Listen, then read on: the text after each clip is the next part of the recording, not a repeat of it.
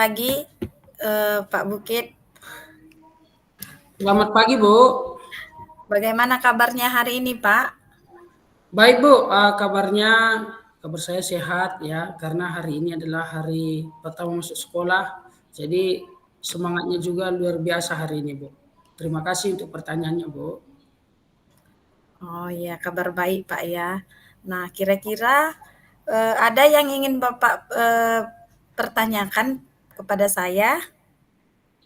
Baik, Bu. Ini ada kendala ini, Bu. Terutama dalam hal menyusun modul ajar. Karena selama ini kan saya itu masih lebih sering menyusun RPP daripada modul ajar, sehingga belakangan ini saya mencoba terus menyusun modul ajar, masih ada yang kurang lah saya rasa, Bu. Itulah, Bu, kemampuan saya dalam menyusun modul ajar. Seperti itu, Pak ya. Kira-kira apa tujuan eh, apa tujuan yang ingin Bapak tingkatkan, kemampuan apa yang ingin Bapak tingkatkan pada hari ini?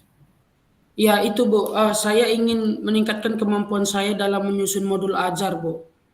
Karena ini kan modul ajar ini sesuai dengan kurikulum Merdeka, sehingga saya dapat menyusun modul ajar tentunya sesuai dengan kebutuhan belajar murid saya di sekolah, Bu. Seperti itu, Pak ya. Iya. Kira-kira apa yang sudah Bapak lakukan untuk mencapai tujuan tersebut? Baik, Bu, untuk mencapai tujuan tersebut sudah ada berbagai hal yang saya lakukan, tapi memang karena selama ini lebih asik menyusun RPP atau rencana pelaksanaan pembelajaran, sehingga masuk ini hal yang baru atau inovasi baru dalam modul ajar, saya masih sepertinya terbelenggu, Bu. Ini lebih enak ini menyusun RPP daripada modul ajar. Ini terus dengan pemikiran saya, Bu. Jadi ada beberapa hal yang sudah saya lakukan, Bu, untuk Bu ya. Ya, Baik, ada beberapa hal yang sudah saya lakukan untuk mencapai tujuan tersebut. Ya, saya mendownload lah banyak modul-modul ajar yang ada di PMM. Saya download, saya baca-baca, saya pahami. Tapi saya memang masih terkendala, Bu, menyusun modul ajar ini. Karena komponen-komponennya pun masih begitu asing bagi saya dengan istilah baru. Seperti contohnya alur tujuan pembelajaran, eh, capaian pembelajaran. Nah, itu masih asing lah bagi saya, Bu. Karena selama ini yang terbenak, yang ada di dalam pemikiran saya itu standar kompetensi, kompetensi dasar, indikator tujuan pembelajaran. Nah, itu yang masih membelenggu di dalam pemikiran saya, Bu. Sehingga menyusun modul ajar ini sepertinya saya memang butuh inspirasi baru lah menurut saya, Bu. Walaupun saya sudah mendownload modul-modul ajar yang ada di PMM, bahkan juga, Bu, saya sudah mengikuti webinar, Bu, tentang penyusunan modul ajar ini. Saya ikuti webinarnya, saya coba pelan-pelan pahami. Tapi memang itu, Bu, karena memang mungkin ya, karena dari bangku perkuliahan pun dulu menyusun RPP. Nah, ini datang dalam jangka waktu beberapa yang lama, datang modul ajar. Sepertinya saya memang masih belum bisa move on dari RPP ini sepertinya, Bu. seperti itu, Pak ya. Dari penjelasan Bapak tersebut, kira-kira apa yang menjadi tantangan gitu, Pak, dalam menyusun modul ajar tersebut? Baik, Bu. Tantangan utama sih menurut saya, kalau saya bilang motivasi intrinsik saya untuk mempelajarinya sudah bulat, Bu. Saya sudah bertekad memang ingin mempelajari, menyusun modul ajar sesuai dengan kurikulum Merdeka. Tapi tantangan utama yang menurut saya itu, Bu, belum bisa move on lah dari RPP ini, Bu. Kalau terkait pembelajaran, strategi pembelajaran berdiferensiasi, strategi pembelajaran sosial dan emosional itu sudah saya pahami, Bu. Bahkan dalam membuat tugas demonstrasi kontekstual kita di modul 21 pembelajaran diferensiasi dan pembelajaran sosial emosional pun masih saya buat itu rancangan pembelajaran, Bu, RPP, bukan modul ajar. Karena saya memang masih terlalu nyaman dengan RPP itu, Bu. Walaupun memang dulu sudah pernah saya buat RPP itu yang 1 lembar setelah pergantian menteri yang baru ya. RPP 1 lembar, sudah nyaman jadinya, Bu. Ini tiba-tiba datang modul ajar, saya lihat banyak kali lah lampiran-lampiran yang dimuatkan di dalamnya. Walaupun pada dasarnya saya lihat, Bu, modul ajar itu sama seperti RPP, tapi saya belum bisa move on ini, Bu. Dari kata RPP menjadi modul ajar. Nah, dan tambahnya lagi, Bu, kesulitan berikutnya itu saya masih kesulitan mengembangkan capaian pembelajaran itu menjadi alur tujuan pembelajaran, Bu. Nah, jadi sama seperti mengembangkan silabusnya lah dulu kalau di kurikulum 2013 itu, Bu. Ya, jadi dari CP menjadi ATP, alur tujuan pembelajaran. Kalau untuk merencanakan tujuan pembelajaran itu saya yakin bisa, karena tujuan pembelajaran itu memang memuat komponen audience, behavior, condition, dan degree. Nah, disinilah keterbatasan saya ini saya lihat, Bu. Mengembangkan CP menjadi ATP. Itu, Bu. Baiklah Pak, mungkin dari penjelasan Bapak tersebut ya kan, kesulitan dalam membuat modul ajar. Mungkin Bapak, kalau menurut pendapat saya, mungkin Bapak perlu untuk mengikuti webinar atau mungkin bisa juga mencari ahli guru yang sudah ahli di bidang modul ajar seperti itu Pak. Dan juga mungkin bisa mengubah persepsi kita seperti itu kan, dengan kemajuan zaman dan teknologi kita harus juga menyesuaikan dengan menyesuaikan keadaan. Jadi kalau memang kita modul ajar adalah hal yang baru, jadi kita harus bisa meluangkan lebih banyak waktu seperti itu Pak untuk mempelajari modul ajar tersebut seperti itu. Kalau menurut saya seperti itu Pak. Oh, iya, Bu. Berarti memang perlu ya saya ini mencari ahli guru yang sudah ahli menyusun modul ajar ini, Bu, ya. Iya Pak. Terutama di komunitas belajar ini memang ada itu, Bu, ada guru kami yang sudah ahli itu. Saya memang terinspirasi juga dari ibu itu, Bu. Terinspirasi, ternyata ibu ini sudah mulai aktif ya menyusun modul ajar, bukan lagi RPP. Memang setelah saya lihat modul ajar yang disusun ibu itu, saya tertarik. Makanya sekarang ini saya bertekad, Bu, ingin mempelajari menyusun modul ajar seperti yang termuat di dalam kurikulum Merdeka, Bu. Oh, berarti sudah ada guru ahli yang akan bisa mengajari Bapak ya kan? Kira-kira Pak, siapa nama ibu guru tersebut ya kalau saya boleh tahu? Ibu itu namanya Ibu Nurul Hidayah Samura, Bu. Ibu itu udah pernah lah menyusun modul ajar dan beberapa modul ajar sudah pernah sih saya baca, Bu. Dan saya tertarik memang melihat modul ajar ini, Bu. Bukan saya menutup hati untuk tidak mau mempelajari menyusun modul ajar. Saya sudah sangat terinspirasi dari modul-modul ajar yang ada yang saya download di PMM, yang saya lihat berbagi itu di guru berbagi. Saya terinspirasi, Bu. Bahkan bersama Ibu Nurul ini pernah saya lihat itu menyusun modul ajarnya di laptopnya, diketiknya langsung di situ menggunakan aplikasi Canva. Luar biasa ya modul ajar ini, hampir-hampir mirip seperti buku panduan. Begitu, Bu. Makanya saya sangat tertarik ini tentang modul ajar ini, Bu. Oke Pak, berarti silahkan berkomunikasi dengan Ibu Nurul dan membuat jadwal untuk bisa menyusun modul ajar yang baik, dan silahkan Bapak persiapkan kira-kira apa saja yang perlu Bapak siapkan dalam menyusun modul ajar tersebut. Iya, Bu, saya akan melakukannya. Ini memang sudah ada di benak saya ini, kapan saya bisa komunikasi dengan Bu Nurul untuk menyusun modul ajar. Kalau saya lihat nanti, Bu, ini semenjak di masa MPLS ini, Bu, di tahun ajaran 2024-2025 ini, saya lihat Ibu itu juga memang masih sibuk. Ibu itu masih sibuk dalam kegiatannya di MPLS di kelas. Jadi nanti saya coba nih, Bu. Saya akan coba WA dulu lah Ibu itu agar dia bisa meluangkan waktunya untuk bisa membantu saya di dalam menyusun modul ajar. Karena lebih lagi kan, Bu, ini saya berada di kelas yang baru dengan suasana yang baru. Ini saya lagi mencari inspirasi baru ini, Bu, untuk menyiapkan modul ajar yang lebih menarik. Apalagi kita baru saja mempelajari modul pembelajaran berdiferensiasi dan modul pembelajaran sosial emosional. Saya sangat ingin sekali nih Bu untuk memasukkan unsur-unsur pembelajaran berdiferensiasi dan PSE di modul ajar saya itu. Sehingga nanti ya saya sudah bisa lah menyusun modul ajar, walaupun memang mungkin nanti belum bisa berbagi dengan guru yang lain, tapi setidaknya saya bisa dulu menyusun modul ajar untuk kebutuhan kelas saya. Jika nanti saya sudah mantap, saya mau mencoba kolaborasi dengan Ibu Nurul lagi untuk berbagi praktik baik nanti Bu, dengan rekan-rekan sejawat di Kombel. Sehingga rekan-rekan kita di komunitas pelajar itu semua bisa memahami tentang modul ajar. Bahkan bisa menyusun modul ajar sesuai dengan kebutuhan belajar murid Bu. Itu tekad saya loh Bu, untuk menyusun modul ajar ini.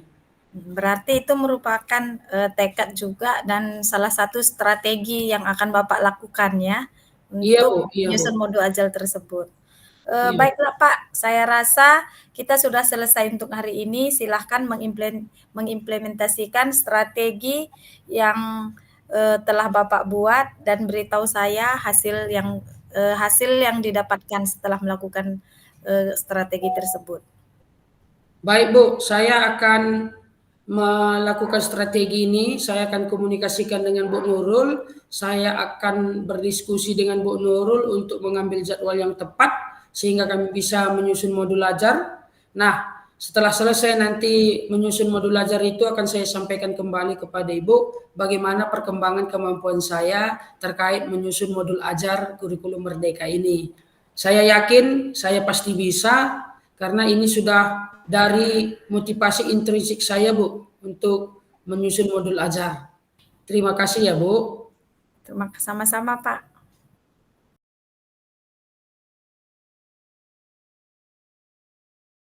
Selamat pagi Ibu Eka. Selamat pagi Pak. Bagaimana kabarnya hari ini? Ya luar biasa Pak, baik, sehat. Oke, luar biasa ya. Saya lihat juga Ibu penuh dengan ceria, penuh dengan senyuman ini pagi ini ya. Iya Pak. Apa yang bisa saya bantu hari ini Bu dalam sesi kegiatan pertemuan kita hari ini? Seperti ini Pak, saya mempunyai masalah yaitu saya ingin meningkatkan kompetensi saya dalam mengelola kelas, seperti itu Pak. Wow, luar biasa ya Bu. Sebenarnya apa tujuan Ibu untuk meningkatkan kompetensi tersebut?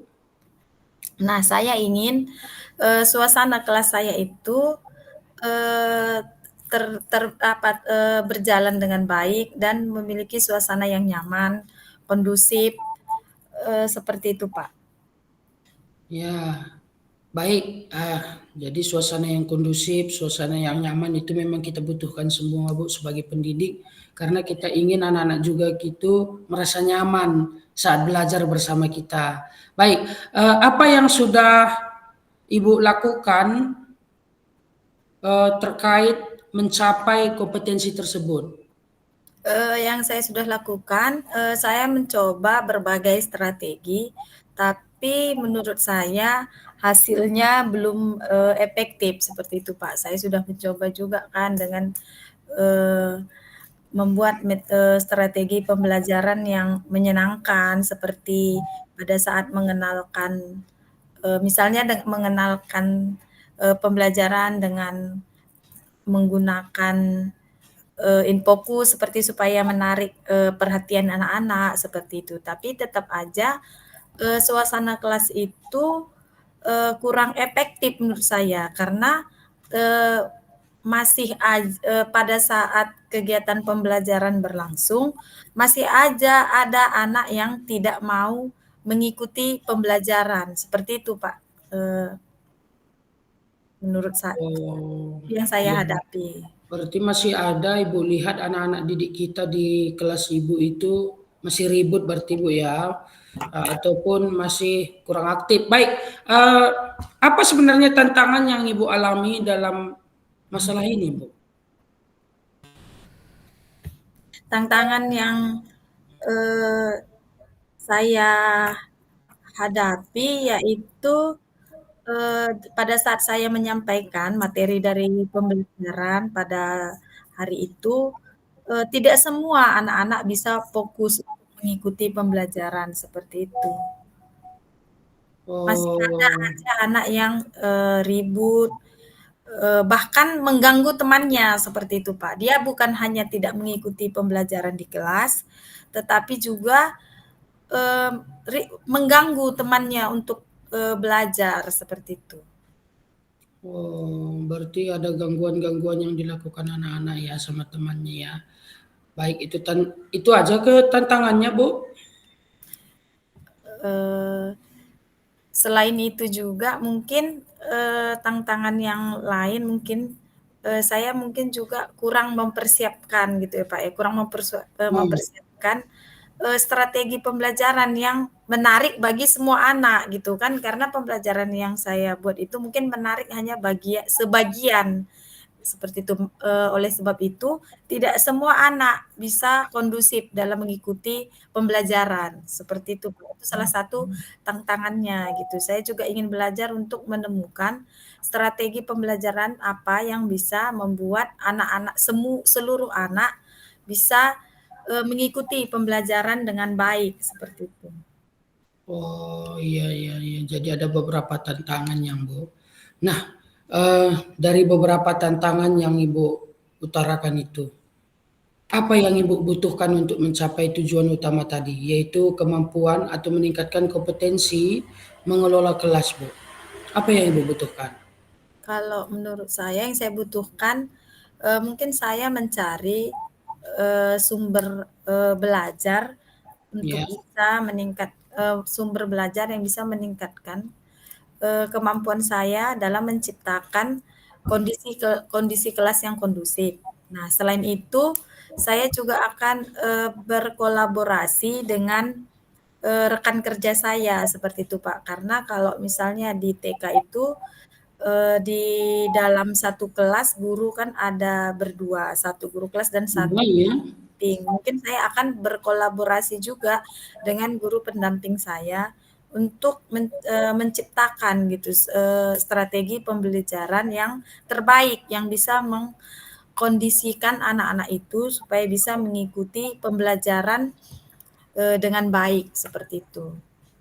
Oh, jadi Ibu rencananya akan berkolaborasi ya dengan guru pendamping Ibu di kelas ya. Oke, oke, itu hal yang luar biasa sih Bu. Baik, pertama-tama kita perlu memahami memang Bu, apa saja sih penyebab siswa kita itu masih mau mengganggu kawannya, terus masih mau berbicara saat Ibu menyampaikan pembelajaran.